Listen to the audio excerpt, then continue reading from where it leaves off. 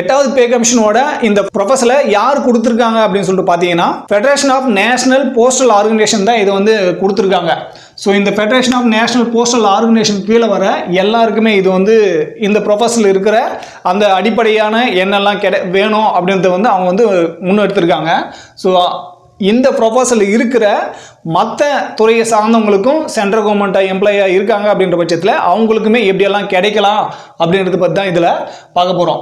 So அதில் குறிப்பாக எட்டாவது பே கமிஷனில் நம்மளோட மினிமம் பேசிக் பே வந்து என்னவா இருக்கணும் அப்படின்னு சொல்லிட்டு அவங்க வந்து ஒரு அமௌண்ட் வந்து கொடுத்துருக்காங்க. அது என்னன்னு சொல்லிட்டு பார்த்தீங்கன்னா 54,000 ரூபாய் வந்து அவங்க மென்ஷன் பண்ணியிருக்காங்க. ஸோ இந்த 54,000 வந்து எப்படி வந்தாச்சு அப்படின்னு சொல்லிட்டு நம்ம கணக்கீடு வந்து இன்னொரு வீடியோவில் வந்து நம்ம பார்க்கலாம்.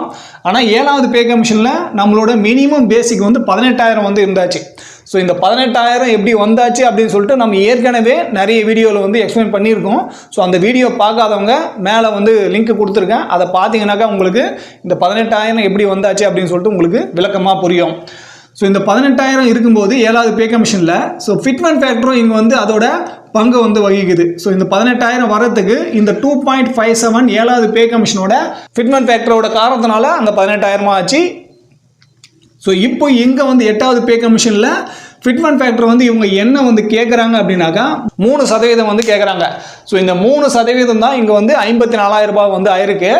இந்த 18,000 இந்த 3 நீங்கள் வந்து பெருக்கும்போது இந்த 54,000 வந்து உங்களுக்கு கிடைச்சிரும். அதுதான் இங்கே வந்து மினிமம் பேசிக் பேவை வந்து கேட்குறாங்க. அதாவது லெவல் 1ல் இருக்கிற ஒரு ஊழியரோட மினிமம் பேசிக் வந்து 54,000 வந்து நிர்ணயிக்கணும். விலைவாசிக்கு தகுந்தாப்புல இந்த 54,000 தான் வந்து சரியானதாக இருக்கும் அப்படின்னு சொல்லிட்டு இவங்க வந்து கேட்டிருக்காங்க.